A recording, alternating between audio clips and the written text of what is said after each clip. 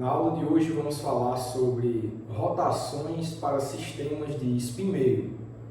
Na aula anterior a gente viu rotações em sistemas quânticos gerais, mas é importante a gente focar num sistema quântico em específico e nada melhor do que o sistema de spin meio, que, como sabemos, é o tipo de sistema quântico mais simplificado por ter apenas dois níveis. Ok, então vamos lá. Rotações para sistemas de spin meio.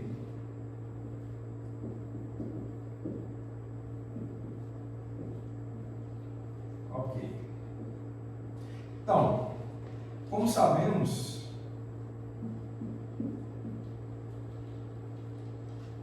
as matrizes, os operadores, melhor dizendo, os operadores de projeção para spin meio são. Então a gente tem as matrizes que a gente já conhece, tá? Sx igual a h cortado sobre 2 mais menos mais menos mais, equação 1. A gente tem SY igual a h cortado sobre 2 menos I mais menos mais I menos mais. Equação 2. E para SZ, a gente tem h cortado sobre 2 mais menos menos. Equação 3. Então, esses são os operadores de projeção de spin que a gente já conhece e a gente já tem discutido sobre isso. Esses operadores de projeção de spin, eles satisfazem a relação fundamental de comutação de momento angular. Aquela última equação que a gente derivou na aula passada, na aula número 20, e obviamente essas equações aqui, já foi feito um exercício anteriormente, em aulas no início do curso, em que a gente mostrava isso, mas é facilmente verificado, né, que satisfazem, né,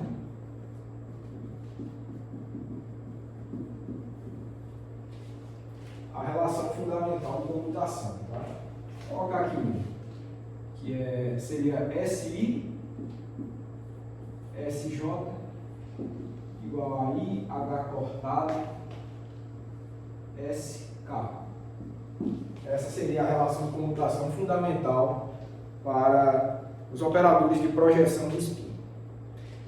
Só lembrando, esse é especificamente por causa do spin meio, mas como vimos, momento angular de sistemas qualquer, momento angular orbital, spin meio, spin 1, qualquer que seja o momento angular, as projeções desse momento angular devem satisfazer a relação fundamental de computação.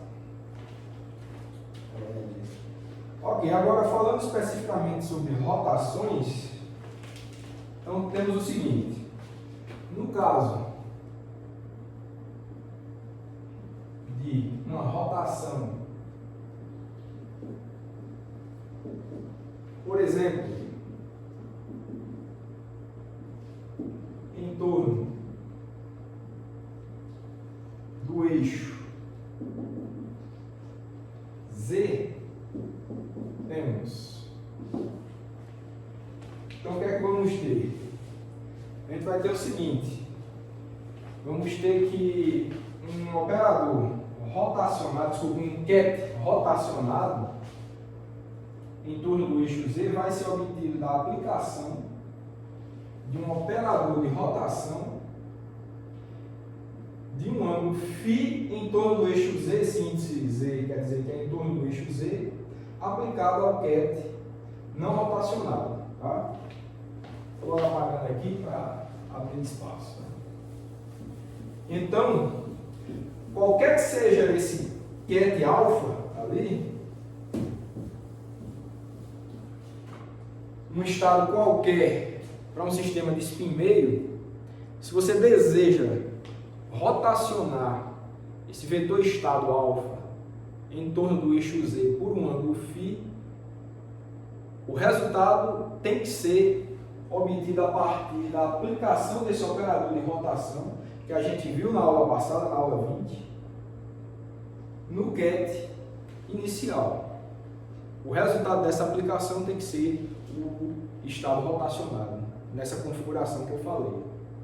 E como a gente viu, o operador de rotação ele é gerado pelo operador de momento angular vinculado ao tipo de rotação que você deseja. Então, se você quer fazer uma rotação em torno do eixo Z, o gerador dessa rotação vai ser a projeção de momento angular, nesse caso spin, na direção Z, na direção do eixo. Sempre assim, sempre na direção do eixo.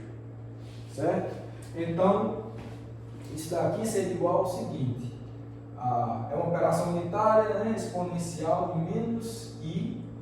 O gerador é SZ, porque você quer rotacionar em torno do eixo Z, de um ângulo φ, dividido por H cortado. Então, esse é o operador de rotação sendo gerado a partir da projeção de spin na direção Z. Então, esse é o ponto. E isso aqui tem que ser aplicado no ket alfa. Então, esse é o procedimento. Equação 4. Tá?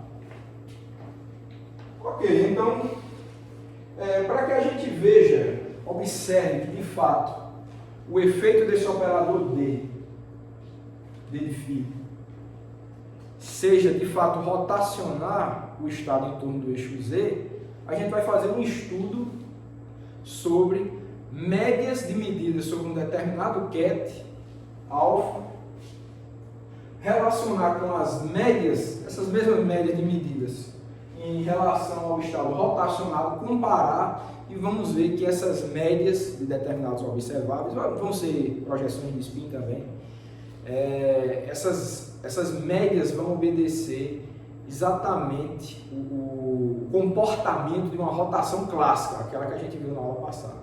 Quando a gente gira um vetor. Bom, como sabemos, medidas na mecânica quântica são estatísticas em geral, a gente tem uma distribuição, tem uma probabilidade vinculada aos resultados possíveis. Em geral, a gente não sabe prever com 100% de certeza o resultado de uma medida.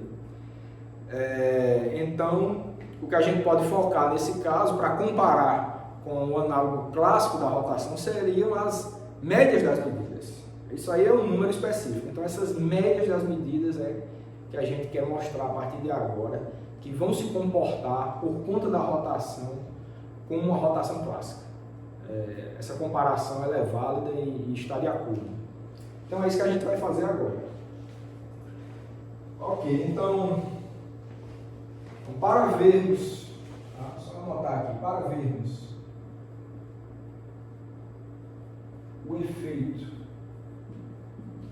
da rotação,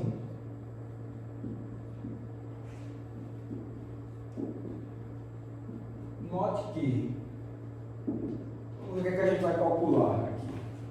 Eu vou querer calcular o seguinte, olha, a média do operador SX para o estado rotacionado, ou seja, eu quero calcular isso daqui, certo? Eu quero calcular a média da projeção de spin na direção X para o estado alfa de R, que é obtido a partir da rotação do estado alfa. Para a gente ver que de fato tem um efeito de rotação, eu quero comparar as médias em SX antes e depois da rotação. Depois eu vou botar o resultado para SY e SZ também. Então, a partir desse cálculo, a gente vai observar que de fato aplicação do operador D tem de fato um efeito de rotação clássica para as médias dessas medidas, desses observáveis. É esse que é o ponto, é isso que a gente vai fazer agora.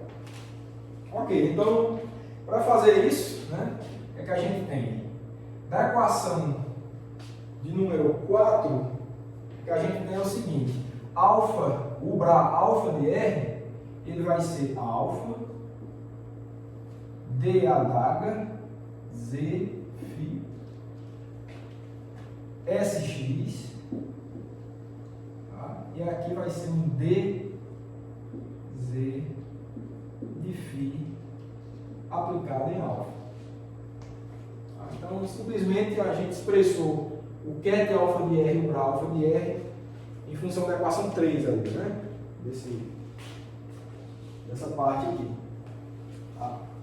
Eu vou chamar essa equação 5. Equação 5.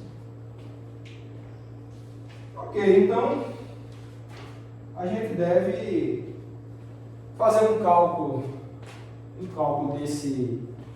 dessa equação 5 com base no resultado aqui da equação 4. Então eu vou fazer isso da seguinte forma, eu quero desenvolver, tá? Eu quero desenvolver esses operadores aqui, ó, essa sequência de 3 operadores, esse produto de 3 operadores aqui. Quero ver o resultado desse cálculo e depois eu vejo como é que fica a atuação seria do alfa, então, né? Então, se eu quero comparar a média desse operador SX no ket alfa R, que dá isso daqui, com a média do operador SX no ket alfa antes da rotação, uma forma é exatamente essa. Eu desenvolvo quem é o produto desses 3 operadores, e esses 3 operadores vão estar, do jeito que a gente está vendo aqui nessa configuração da equação 5, vai ser a média em alfa do não rotacionado alfa para esses 3 operadores. Então, eu quero desenvolvê-los e depois ver a média em alfa. Tá? Comparar com alfa, a gente vai ver isso. Então, vamos lá. Vamos fazer esse cálculo que vai ficar mais claro. Então, temos o seguinte, que dz adaga de φ sx dz φ, que é que vai dar isso daí, né? Vamos desenvolver o produto desses 3 operadores. Vou escrever tudo isso na base up, down e z, né? Os kets mais e os kets menos. Ket mais e ket menos. Vamos ver o que é que dá isso daí. Bom, olhando para o resultado, né, do operador de rotação, né? Só deixar claro que esse aqui é o operador de rotação.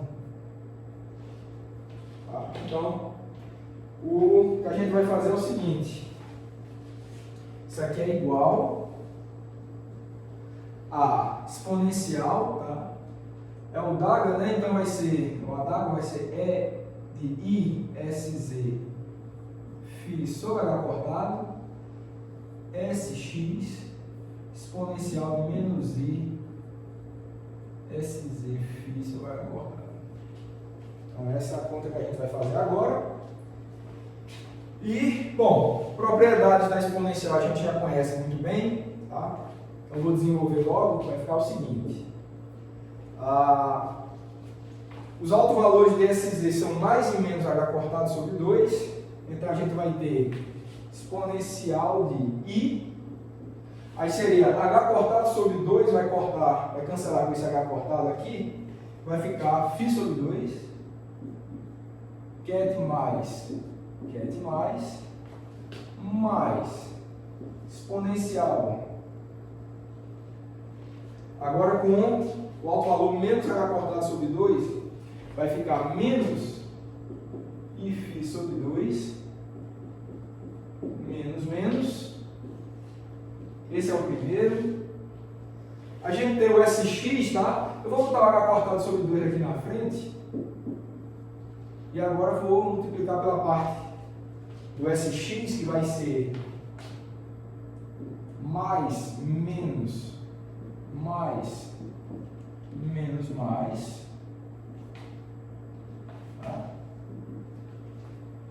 E continuar o produto aqui com agora o operador D de fato, né? Essa exponencial de menos ISZ φ sobre H cortado. Vai ficar parecido com isso daqui, só que com um sinal trocado aqui nos expoentes. Então vamos ficar com exponencial de menos I φ sobre 2,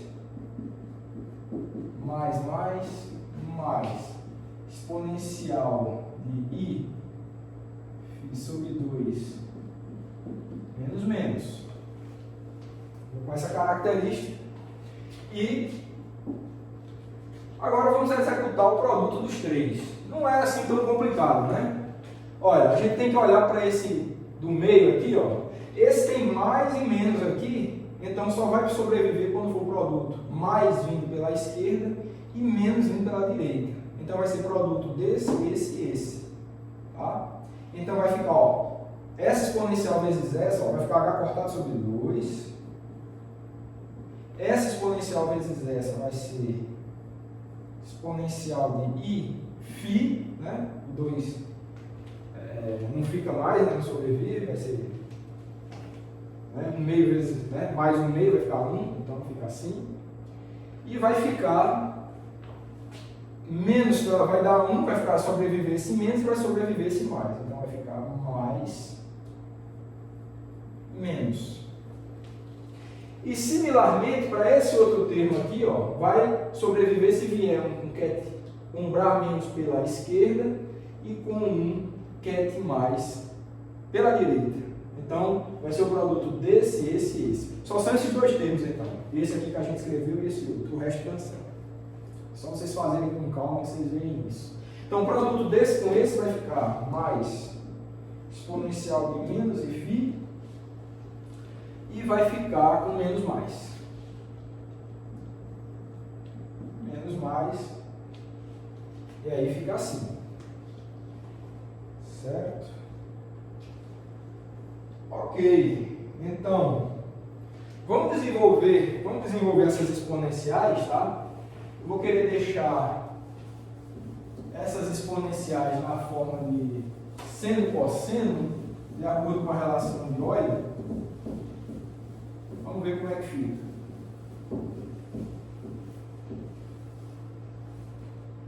Vai ficar assim. Ficar igual a H cortado sobre 2. Exponencial de φ vai ficar cosseno φ mais I seno φ, que multiplica, né? Mais menos. Mesma coisa para esse outro termo aqui. Vamos ficar com mais. Aí aqui a gente desenvolve esse termo aqui. Vai ficar um cosseno de φ menos I seno de φ, parênteses, que multiplica menos mais. Fechou, colchete. Pronto, é isso. É isso daí. Ok, então, o que é que a gente observa, né? O que é que a gente observa? A gente vai ter, ó, um cosseno, vamos botar o cosseno em evidência, né? Vai ficar assim, ó, ficar igual, H cortado sobre 2. Com o cosseno φ em evidência, vai ficar multiplicado por mais menos,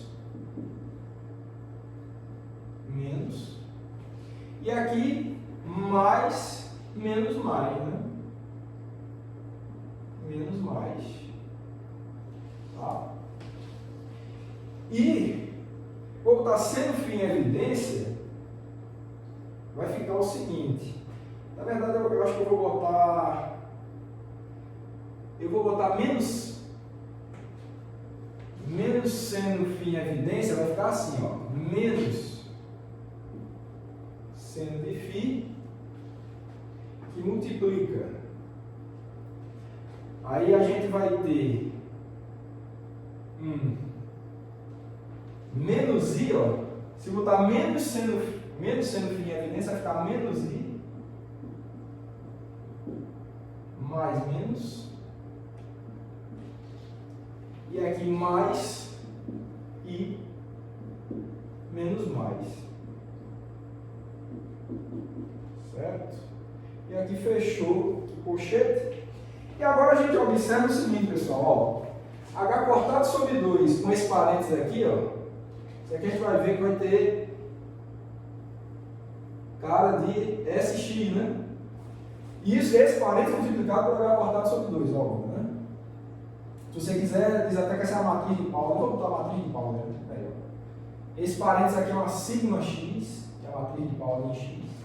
E esse daqui é a sigma y, matriz de Pauli. Ok, isso dá igual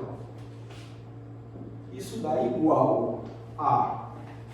Vamos escrever logo o resultado, né? Isso implica que aquele produto ali, ó, aquele produtinho ali, que a gente está desenvolvendo desde ali de baixo, dz d'H de φ sx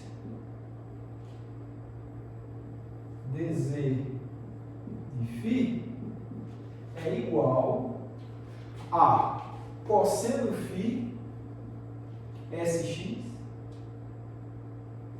vou botar aqui desse lado, sx, né? Cosseno φ,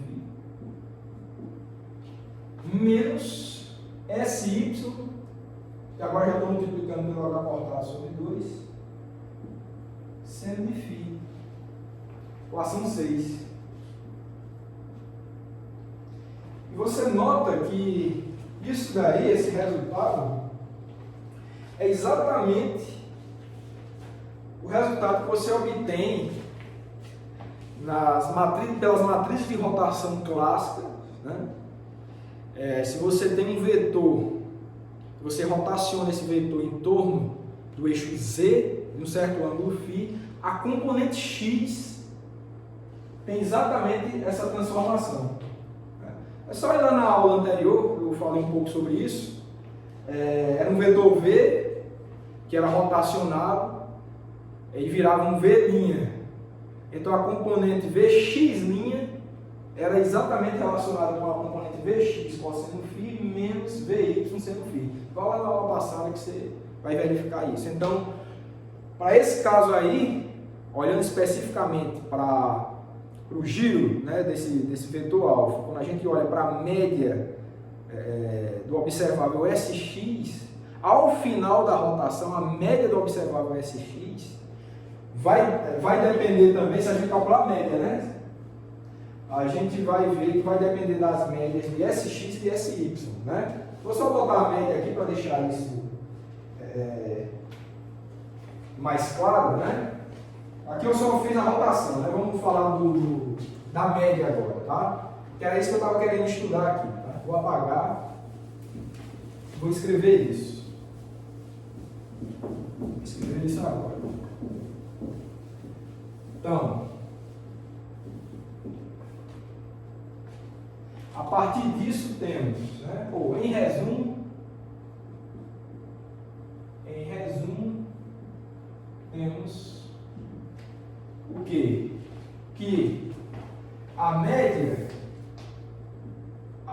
de Sx rotacionado, tá? Que o que é isso? É fazer o sanduíche alfa-alfa agora. Alfa sem rotação, né? Aqui, ó. Quero que eu apaguei ali em cima, né? Então é a média do rotacionado, né? Vou botar tudo, vamos lá. Alfa, dz d'H de φ, sx, dz φ alfa. Isso vai ser igual a média sem rotação de Sx cosseno φ menos média de Sy seno φ. Pronto, agora aqui está mais claro, vou botar a equação 7 para esse.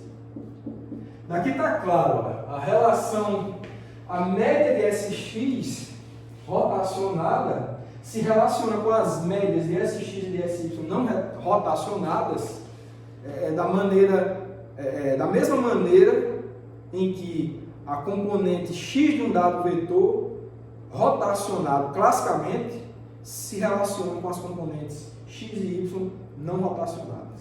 Então, realmente, a partir dessa equação 7 e os resultados que a gente viu na aula passada para a rotação clássica, a gente vê essa analogia. Então, está aí um bom argumento para, de fato, a gente chamar esse operador D de Z, tá, de rotação. Porque você observa nas médias dos observáveis que eles vão se comportar, vão sofrer transformações por conta da aplicação desse vetor similares às rotações clássicas. Então, esse é o ponto importante a ser chamado a atenção. Bom, e a mesma coisa a gente pode fazer para as componentes SY e SZ também. Tá? Cálculo idêntico, você vai seguindo e vê como que as componentes SY e SZ do vetor alfa rotacionado se relacionam com as componentes não rotacionadas. Tá? Vou botar só o resultado aqui, vou deixar para exercício, para vocês verificarem. Tá? Então, similarmente, encontramos que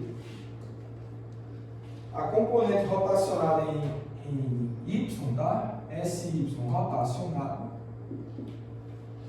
vai ser igual a SY cosseno de φ mais SX seno de φ. É isso que você encontra se você fizer esse mesmo cálculo com o operador SY no lugar do SX. Aqui. Você segue tudo isso, aí vai ver que a relação vai ser essa. A componente SY no rotacionado vai se relacionar com as componentes Y e X do não rotacionado dessa forma. Certo? Então, mais uma vez, similar ao caso das rotações clássicas. E para SZ, como a rotação é em Z, em torno do eixo Z, a componente Z não acontece nada, tá? A média das medidas no operador SZ não vai ser alterada por conta de uma rotação em torno do eixo Z.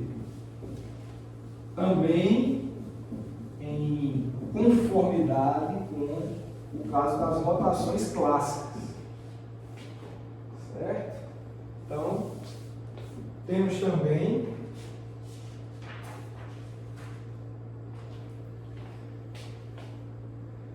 que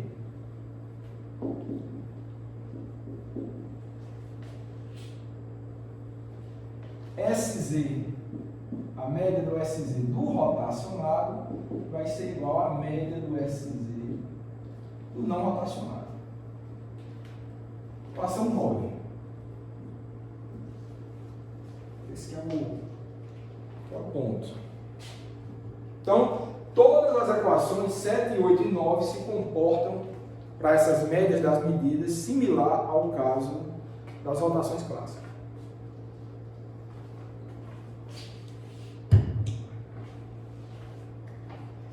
Então, você pode escrever o seguinte: em geral,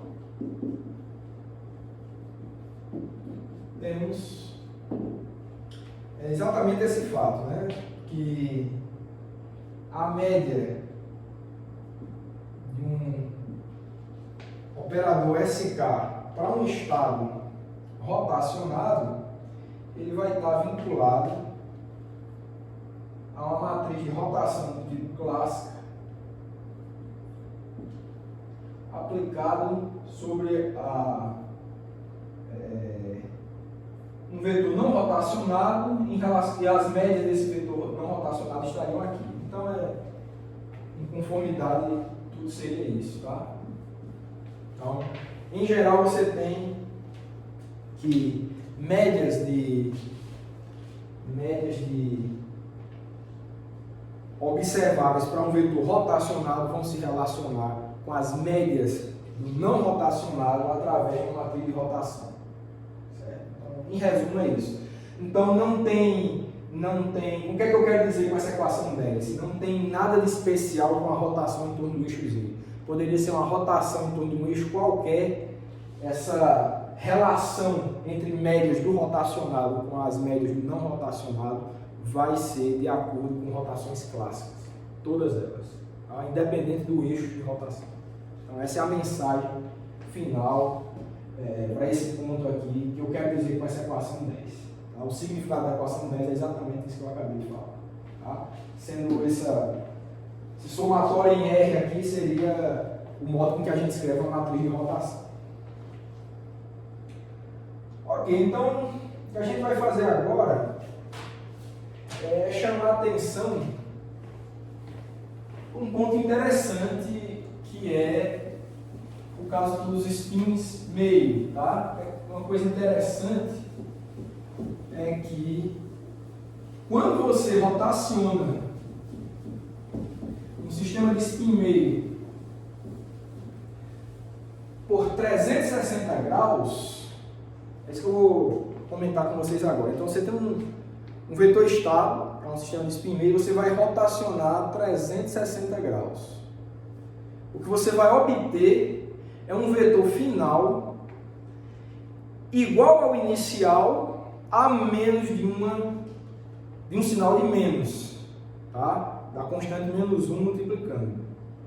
É isso que eu vou mostrar agora e eu vou comentar o que é que isso quer dizer, que consequências físicas isso pode trazer. Vamos ver se fala agora. Bom,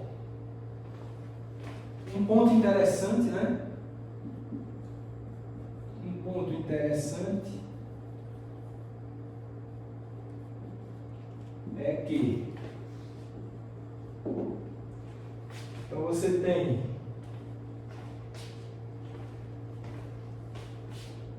dado um estado inicial alfa, que eu escrevendo na base up down em Z, a gente vai poder escrever como mais alfa, né? Mais menos alfa, passando 11, temos o seguinte, eu vou fazer uma rotação dele agora, nesse estado, e vai nos dar o seguinte, dz de φ, certo? Aplicado em alfa, que é o estado rotacionado, vai ser igual a exponencial de menos i sz φ sobre h cortado aplicado em alfa, e isso vai ser igual a quê? Né? Pagar logo aqui para a gente abrir esse cálculo e ver o resultado disso.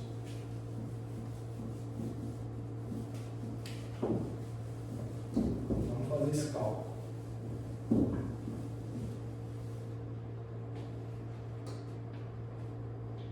Bom, se você quiser, você abre, né? Você vai abrir essa matriz de rotação aqui, esse operador de rotação, em torno dessa base mais ou menos. O alfa já está escrito dessa forma. Então, o que você deve encontrar com isso é o seguinte, exponencial, tá? Faça esse cálculo aí. Vai ser exponencial de menos i φ sobre 2 ket mais, tá? Vai ser o mais alfa, né? Vai ser mais, vai ficar mais, exatamente isso daí. Vai ficar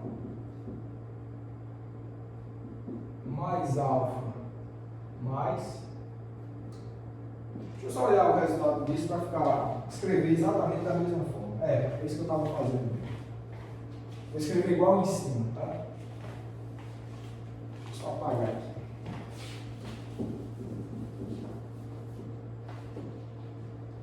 Vai ser o cat mais multiplicado por mais alfa mais exponencial de I φ sobre 2 menos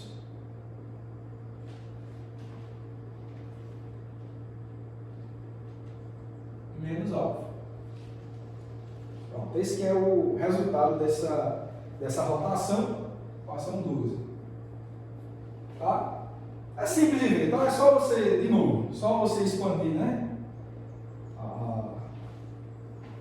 Essa matriz de rotação no eixo Z na base up-down em Z, o alfa também na base up-down em Z, que está aqui na equação 11, aplica, você vai ver que dá isso daí. É bastante simples. Façam aí esse cálculo, mas é bem simples. Uma linha você faz isso. Ok, então o resultado é esse. Olha. Então o cat rotacionado de um ângulo φ em torno do eixo Z, sendo o cat inicial é esse daqui. Tá? Só a única diferença vai adquirir essa fasezinha aqui nesse termo do cat mais e essa outra fase aqui no termo do cat menos. Então é a única diferença, essa fase em cada componente especificamente, né? Uma com um expoente negativo, o outro com um expoente positivo. Ok, então o que é que de interessante a gente pode ver disso, né? Então, note que para uma rotação de 2π, temos que alfa rotacionado, olha, se for 2π, vai ficar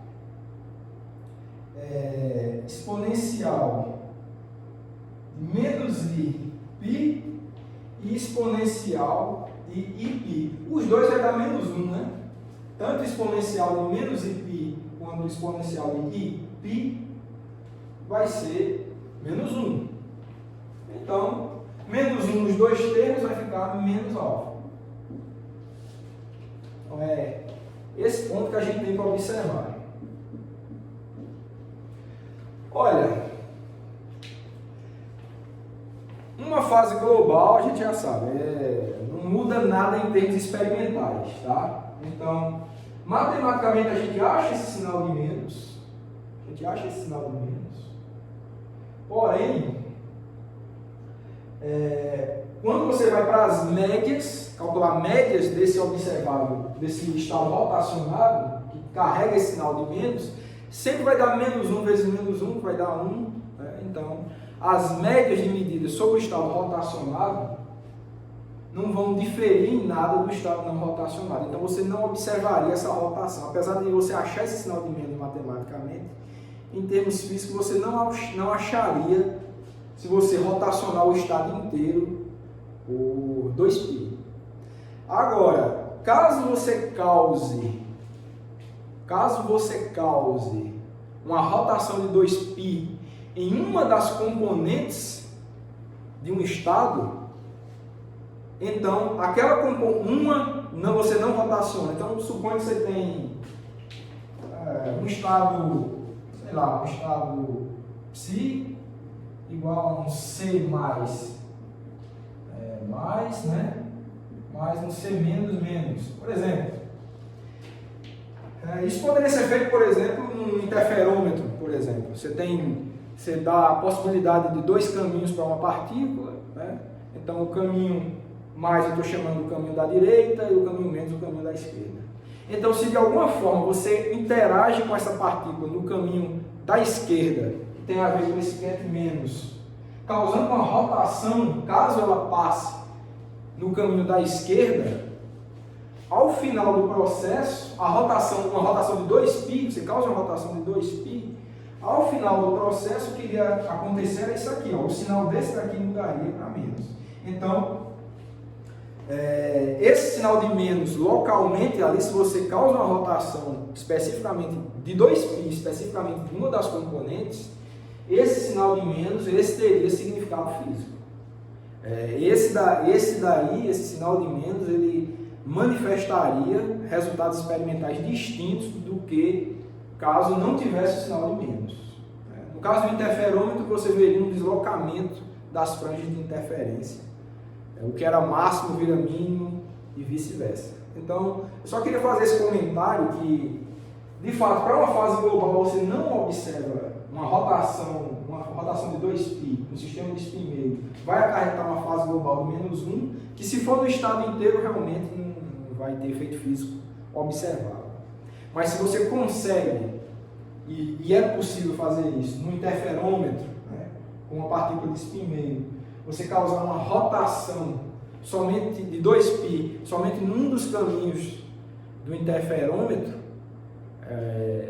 essa rotação de 2π especificamente para uma das componentes vai acarretar um resultado físico diferente do não rotacionado, um resultado físico observável. Nesse caso, um deslocamento de franjas. Tá? Então, esse sinal de menos aí não vem tão de graça, não é tão sem importância assim. É possível você acessá-lo do ponto de vista experimental e verificar que ele existe. Certo? E por outro lado também, né, fazer outra observação. E se a rotação, outro caso interessante é se a rotação for de π. Né? Comentei 2π, se a rotação for de π, o que é que acontece? Vamos ver esse caso. Então, se a rotação for de π,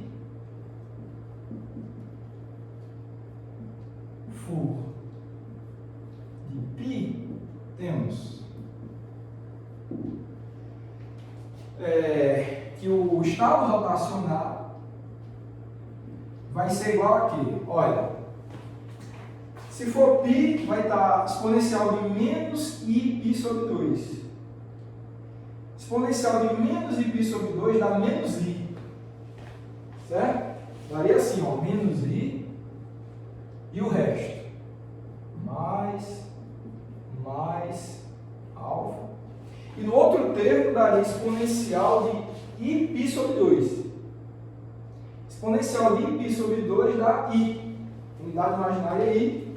Então seria mais i menos alfa. Continuaria ali. Bom, isso daí é uma fase. A gente tem aí uma fase global que a gente pode extrair esse i, certo? Não teria importância nenhuma. Então vou escrever isso aqui, tá? Posso sumir com essa unidade imaginária que está multiplicando os dois termos para ficar mais simples da gente observar. Então o que aconteceria é o seguinte. Que o alfa rotacionado seria mais alfa menos, né? Eu estou botando uma fase global, no caso, menos i, tá? Estou multiplicando, estou extraindo uma fase global menos i, tá? Então vai ficar menos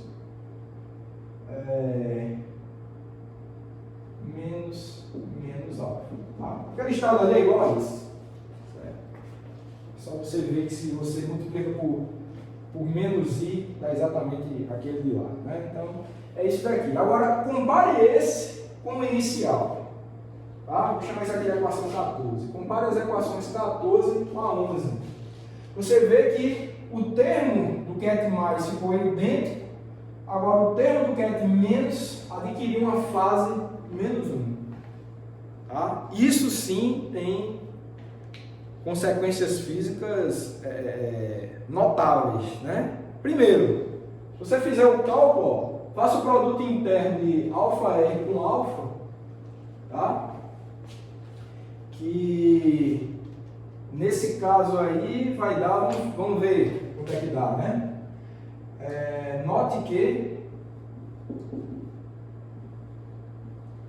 neste caso, né? Alfa R com alfa, né, vai ficar módulo, né? Mais alfa, certo? Quadrado, tá? E aqui esse outro vai ficar menos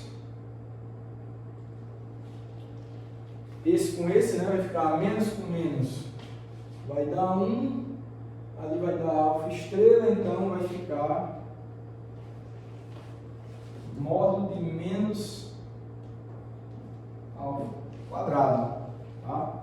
Então, a depender dessas componentes pode até dar zero, né? Então, você nota que se essas componentes forem iguais, né? Essas componentes aqui forem iguais, né? Posso chamar essa daqui de um módulo de C mais quadrado, essa daqui de módulo de C menos quadrado. Caso essas duas grandezas sejam iguais, caso elas sejam iguais, o produto interno dá até zero, né? Nesse caso. Quando é que são iguais? Por exemplo, se o estado alfa inicial for o ket Sx+, em que esse produto interno aqui dá 1 sobre raiz de 2, esse aqui também dá 1 sobre raiz de 2, isso daqui daria 1,5, isso daria 1,5, então isso daqui daria 0, né? Então, caso o ket seja Sx+, você causa uma rotação de π em torno do eixo Z, o resultado a gente já sabe, vai ser o ket Sx menos, que de fato está ortogonal, em conformidade com o que a gente está mostrando aqui. Então, uma rotação de π pode dar até um estado, em torno do eixo Z, pode dar até um estado ortogonal ao inicial. Então, realmente tem uma consequência física observável. Ok, então, eram esses comentários que eu queria fazer, tá? Vou passar 15. E agora, o que eu vou querer conversar com vocês é sobre rotações de sistemas de spin meio em torno de eixos arbitrários. Aqui eu só tenho falado em torno do eixo Z, e agora, e se for um eixo arbitrário qualquer? Como que fica a cara do operador de rotação? Tá? Bom, não é difícil de imaginar isso. Se você quer fazer uma rotação em torno de um eixo arbitrário, você precisa de um gerador, ou seja, um operador de projeção de spin em uma direção arbitrária, só isso. Quem gerou uma rotação em torno do eixo Z foi o operador de spin em torno, o operador de spin na direção Z. Se você quisesse girar o estado em torno do eixo X, você precisa de um gerador que é o operador de spin SX. A mesma coisa para Y. E a mesma coisa para um eixo qualquer. Então, para um eixo qualquer, se você quer causar uma rotação em torno de um eixo qualquer, você precisa do operador de spin ao longo desse eixo qualquer. É isso que a gente vai fazer agora. Ok, então estados de spin em direções arbitrárias, tá? Estados de spin em direções arbitrárias.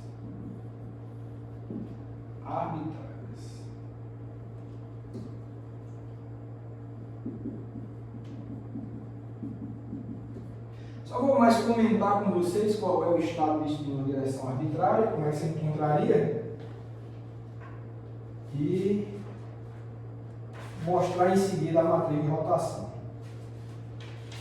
Então, para considerar uma direção arbitrária, o que eu vou fazer é o seguinte: a gente vai considerar um sistema de eixos coordenados aqui x, y e z.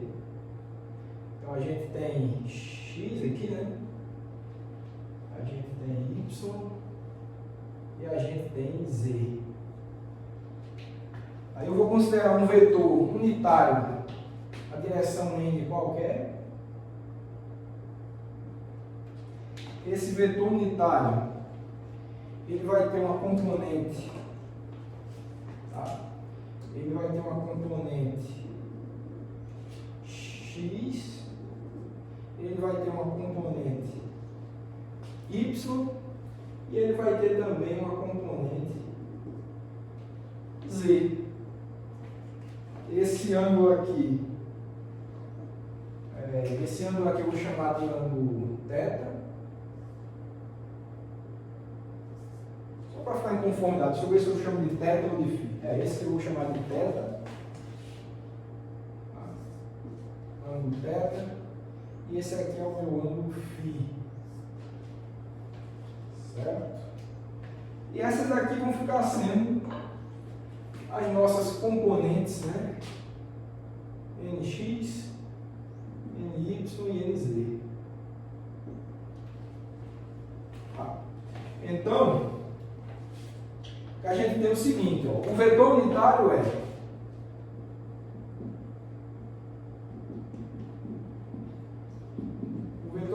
ele é o seguinte, ele é N, que é igual a NX, vetor unitário na direção X. Então vai ficar o seguinte, NX ele é, se um vetor unitário, o módulo é 1, claro, então vamos ter um N seno de θ cosseno φ. Então vamos ter um cosseno φ seno de θ, vetor unitário na direção X, para a direção Y, módulo 1, seno de θ, seno de φ. Então vamos ter seno φ, seno θ, vetor unitário na direção Y. E para a direção Z, você só tem a projeção cosseno θ, projeção no eixo Z, 16. Esse é o fato. Então tá, tendo em vista essas projeções, a gente pode agora encontrar quem é a projeção de spin na direção N. Tá? Uma vez que a gente conheça, né, as projeções de spin na direção X, Y e Z, a gente agora, a partir dessa relação 16, a gente pode fazer uma extensão para encontrar quem é a projeção de spin na direção N. Então, dessa forma,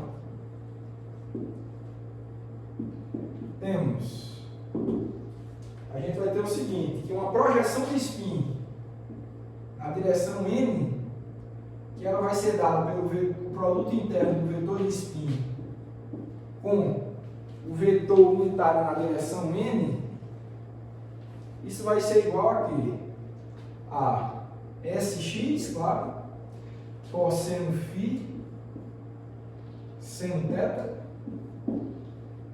mais SY, seno φ, seno de θ, mais SZ, cosseno θ. Pronto. Equação 17. É assim que você encontra. E vamos desenvolver isso. Vamos desenvolver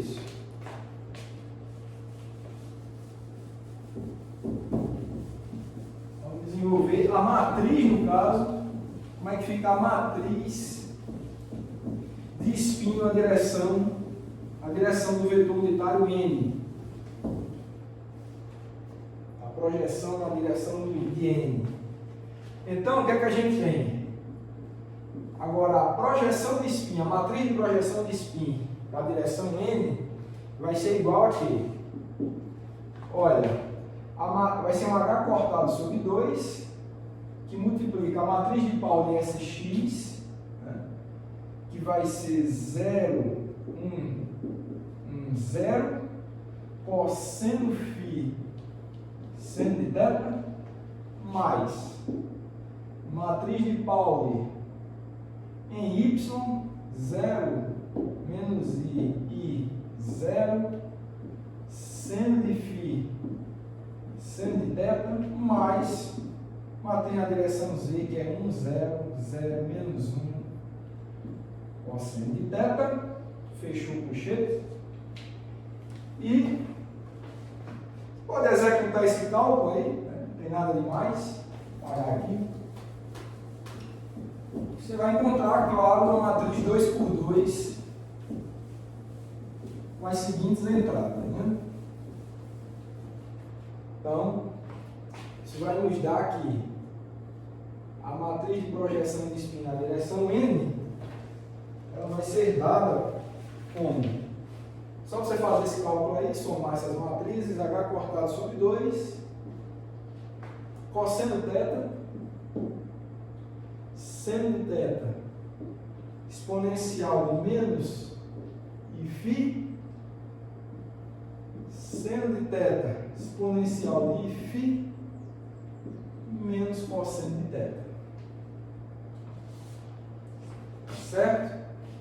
Essa vai ser a nossa equação. Eu acho que essa aqui era 17, né? Creio eu, 17. Eu acho que é isso. E aqui ficaria 18. Ficaria 18. Bom, essa matriz aí, obviamente, como ela é uma observável, uma projeção de spin, os autovalores não podem dar nada de diferente de mais e menos H cortado sobre 2. Tá? Vou deixar como exercício para vocês. Tá? E é um exercício muito bom, inclusive, achar os autovalores e os autovetores dessa matriz. Obviamente, em termos físicos, a gente sabe que os autovalores não podem dar diferente de mais ou menos H cortado sobre 2. Tá? Não tem nada de especial com a direção N. Tá? Então, os autovalores,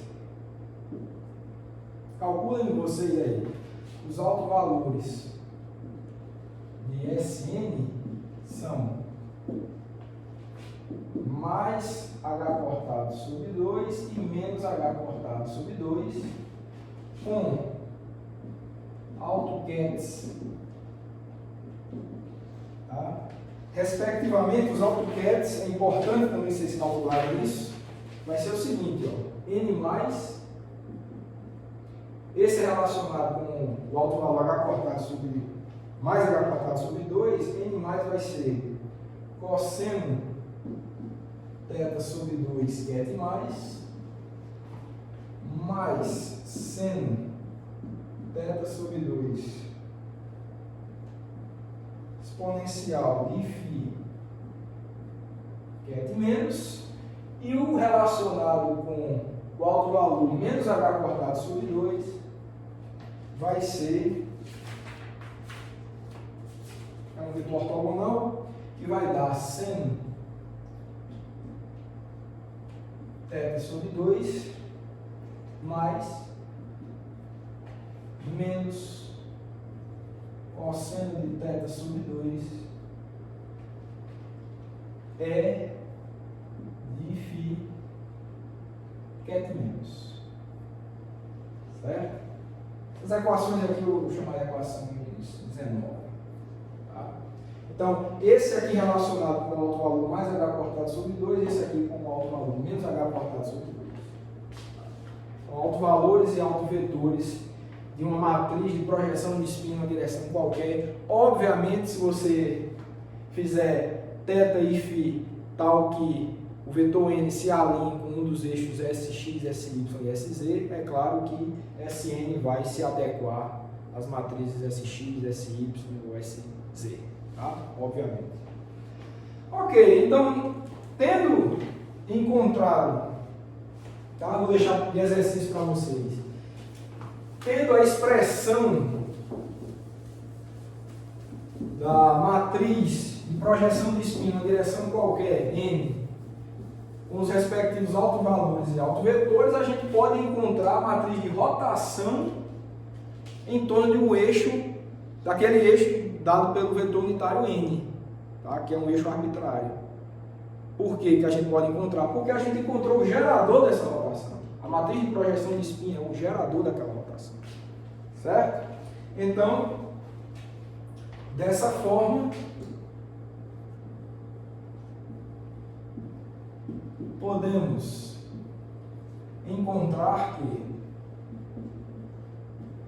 também vou deixar no exercício para vocês, que a matriz de rotação em em torno do eixo N por um ângulo φ, que é dado por exponencial menos I Sn φ sobre H cortado, que é igual. Aí você pode fazer a decomposição, né, dessa rotação, que vai ficar exponencial, né, no alto valor, bota H cortado sobre 2, né, vai ficar menos I φ sobre 2, tá? I φ sobre 2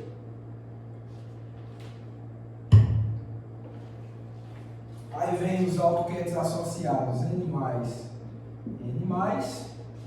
mais exponencial de menos, agora é mais, né? I de I φ.